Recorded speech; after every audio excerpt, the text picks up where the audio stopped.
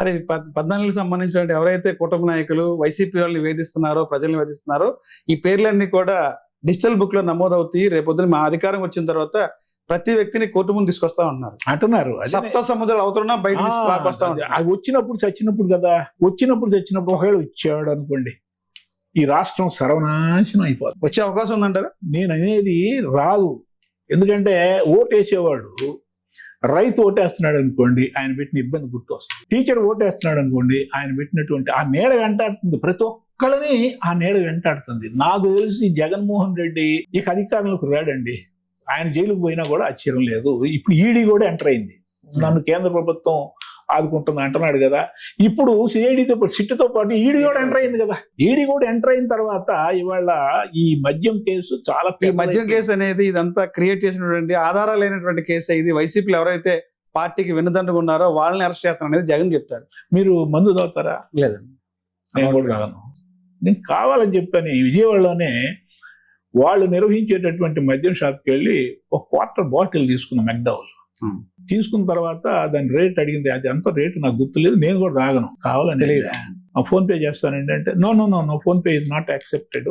అందరూ అంటే నేనే అసలు ఏం జరుగుతుందో చూడాలి చెప్పి క్యాష్ మాత్రం యాక్సెప్ట్ చేస్తామండి. ఎక్కడైనా మొత్తం రాష్ట్రం మొత్తం ఎక్కడైనా సరే ప్రభుత్వ షాపులు అన్నిట్లో కూడా క్యాషే ఇవ్వాలి. ఎందుకని? దీంట్లో ఉన్న మతలు పెట్టి చెప్పు నాకు అసలు ఇంతవరకు దానికి సమాధానం ఎవరు చెప్పాల. దీనికి ఏ రాజకీయ నాయకుడు కూడా, ఏ వైసీపీ నాయకుడు కూడా దీని యొక్క అంతరార్థం ఇంతవరకు చెప్పలా. అంటే వైసీపీ దీన్ని ఇంకో రకంగా చెప్తుంది. ఏమని? ఈ క్యాష్ అవుట్ ఈ షాపులు నడిపించినంత గవర్నమెంటే కదా, గవర్నమెంట్ నడిపించేటప్పుడు ఎలా అవినీతి జరుగుద్ది అనేది వైసీపీ వాదన. అవినీతి జరగకపోతే నువ్వు డిజిటల్లో లెక్క ఉంటుందయా? డిజిటల్లో ఎంత అనేది క్లియర్ గా ఉంటుంది. మీ జేబులోకి ఎంత పోతుందో, ప్రభుత్వానికి ఎంత కడుతున్నావు ఎంత తెలుసుద్ది. పైపెచ్చు నువ్వు అమ్మినటువంటి బ్రాండ్లు ఏంటి, ఆ పేర్లేంటి, భూమ్ భూమా, నీకు అర్థం తెలుసా? భూమ్ అంటే ఈ పేర్లకు సంబంధించి గతంలో జగన్మోహన్ రెడ్డి మాటలు అసెంబ్లీలో ఒక డిస్ప్లే వేసి మరి చూపించారు. ఈ కంపెనీ ఈ టైం వచ్చింది, ఈ కంపెనీ ట్రాష్, అవన్నీ ట్రాష్. నాకు తెలిసి నేనున్నాను కదా 6 సంవత్సరాలు, ఎప్పుడు ఈ పేర్లు వెళ్ళలే. నేను వెళ్ళలేదే, ఎవరు విమర్శించలేదే ఆ పేర్ల మీద. థాయిలాండ్ లో వాడతారు ఈ పదాన్ని, భూమ్ భూమ్ అని చెప్పినట్టు. దరిద్రమైనటువంటి పదం, ప్రెసిడెన్షియల్ మెడల్ అంట. ఏంటంటే ఆ పేర్లు తర్వాత బ్రాండ్లు. ఎంతమంది చనిపోయినారు జంగారెడ్డిగూడెంలో ఒక రోజే 2-3 మంది చచ్చిపోయినారు. ఎంతమంది లివర్లు పోయినాయి, ఎంతమంది కిడ్నీలు పోయినాయి, ఎంతమందికి ప్రోస్టేట్ పోయింది, ఎంతమంది ఆరోగ్యాలు నాశనం అయిపోయినాయి. ఇది పాపం కదా? ఈ పాపం ఊకపోద్దా? ఈ ఉసురు ఊకపోద్దా? నీ డబ్బుల కోసం నువ్వు ఇంతమందిని అన్యాయం చేస్తావా? నీ సొంత బ్రాండ్లు పెట్టుకుంటావా?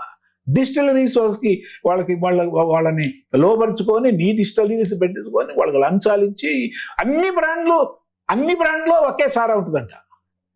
సీసా ఒకటే, సీసా మారుతుంది కానీ లేబుల్స్ మారుతాయి కానీ లోపల మాత్రం సారం ఒకటే.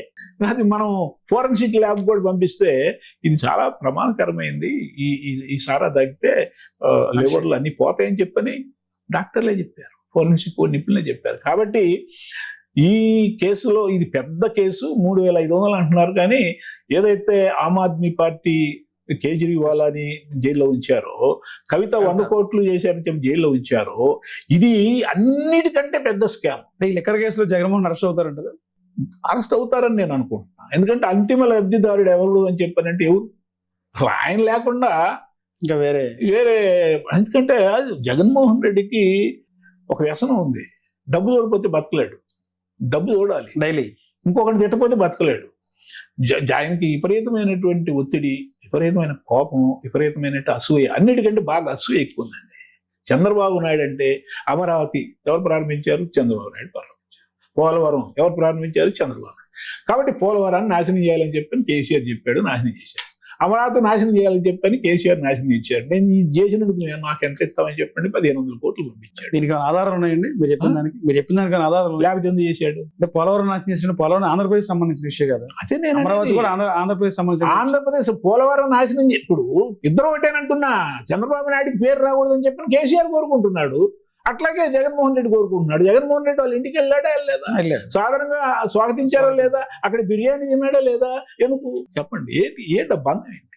అంటే ఒక మనిషి ఒక ఇంటికి వెళ్ళినప్పుడు ఆతిథ్యం అనేది తిండి విషయం ఎందుకు పోవాలా? ఎందుకు పోయాడు? ఏంటంత ప్రేమ? నీకు ఉన్నటువంటి ప్రేమ అంటే ఏంటంటే రెండు రాష్ట్రాల మధ్య స్నేహభావం ఉండకూడదు అంటారా? ఉండాలి. ఇప్పుడు చంద్రబాబు గారు రేవంత్ రెడ్డి గారు కలిస్తే తప్పే ఉంటారు. ఇప్పుడు రెండు రాష్ట్రాల ఇప్పుడు రెండు తెలుగు రాష్ట్రాలు అనందములా ఉంటామని చెప్పి పదే పదే ఇప్పుడు ప్రతి రాజకీయ నాయకుడు చెప్పే మాట అది. నేను అనేది 3,500 crores వీళ్ళు లంచాలు తీసుకున్నారని చెప్పానంట. మీరు చూసారా? నేను చూశానా? లేదు. చూడలా. ఎవరు చూశారు? సిట్టోళ్ళు చూశారు. వాళ్ళ దగ్గర ఆధారాలు ఉంటాయి. కాబట్టి ఇది కూడా ప్రభుత్వం దగ్గర ఆధారాలు ఉన్నాయి. ఎందుకని వీళ్ళు చేస్తున్నారు? నేను కూడా చాలా డిబేట్లో మాట్లాడా. ఇతను కావాలని చెప్పని అసలు మేడారం ప్రాజెక్ట్ ఉందే, అవును, ఏది తెలంగాణ మేడారం ప్రాజెక్ట్ ఉంది కదా, అవును. ఆ ప్రాజెక్ట్ లో అయ్యగారు 80,000 కోట్లు ఎంతో తిన్నాడంట కేసీఆర్.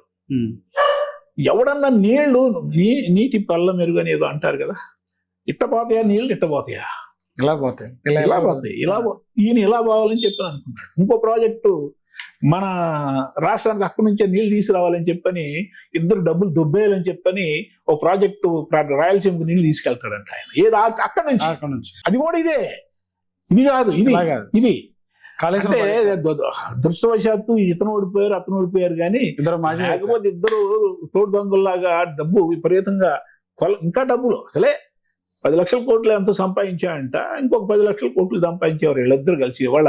అందుకని నేను ఉన్నది చెప్తా, లేని చెప్పడం నాకైతే అలవాటు లేదు. ఎందుకంటే మనం ఆలోచించాలా, ఏ రాజకీయ నాయకుడు ఎలాంటి వాడు. ఇప్పుడు చంద్రబాబు నాయుడు గారు ఉన్నారు, నాకు ఆయన మీద ఏం ప్రేమ లేదే. మా పెదనాన్న కాదు, మా బాబాయ్ కాదు, నాకు చుట్టం కాదు, నాకు కూడా ఏం చేయలే ఆయన. ఏం చేశాడు చెప్పండి, నాకేం చేశాడు ఆయన? నేను ఉత్తరాంధ్ర ఎమ్మెల్సీని పెట్టడంలో, గెలిపించడంలో నా పాత్రే ఉంది. నేనే గెలిపించాను, ఖచ్చితంగా గర్వంగా చెప్పగలను. మొన్న రాయం ప్రసాద్ గారి గెలుపులో కూడా నేను కృషి చేశాను, నా బృందం కృషి చేసింది. అంటే నేనేం చెప్తున్నాను, పార్టీకి పని చేయటం నా పని, కానీ ఏ పదవి ఇచ్చారు అనేది నేను చూడను. నేను 2019, 2024 మధ్య కనీసం ఒక 500 డిబేట్లు చేసి ఉంటా. అది ఏబిఎన్ కానీ, 5 కానీ, లేకపోతే ఏ డిబేట్, ఏ టీవీలో అందరూ నన్ను హెచ్చరించేవాళ్ళు, నీ తాట తీస్తాడు వాడు, ఏమన్నా చేసుకొని నాకు అతను ఉండటానికి వీల్లేదు. అంత కష్టపడినటువంటి రామకృష్ణ గారికి ఈ రోజున పార్టీ గుర్తించింది. ఎందుకు గుర్తించలేదు నాకు తెలియదు, అది మీరే అడగండి పోయి. గత 5 ఏళ్ల పాటు అంత అదే ఫస్ట్ లో మీ ఇంటర్వ్యూ అదే చెప్పాను. నేను ఉద్యమం చేసి కూటమి ప్రభుత్వం అధికారం రావాలని చెప్పి మీ స్థాయిలో మీరు ఉద్యమం చేశారు. నేను అనేది పార్టీకి అంత కష్టపడ్డారు. మీరు వెళ్ళి లోకేష్ బాబు గారు కష్టపడిన ప్రతి వ్యక్తికి గుర్తిస్తుంది పార్టీ అనేది లోకేష్ బాబు తెలియదు. నేనైతే నాకు మామూలుగా మాట్లాడతా గానీ పొద్దస్తమానం కలిసి ఫోటోలు తీసుకొని నాకు ఆ లొంగి అది ఐ డోంట్ లైక్ ఇట్. పదవి ఉన్నా లేకపోయినా పని చేయటం నా పని చేసుకుంటూ పోతా. ఇది వివేకానందుడి సూత్రమే నా పని. ఫలితం గురించి ఆలోచించుకుంటూ పని చేసుకుంటూ పో అని చెప్పని అన్నాడు ఆయన. ఆయన సూత్రాన్ని నేను పాటిస్తాను.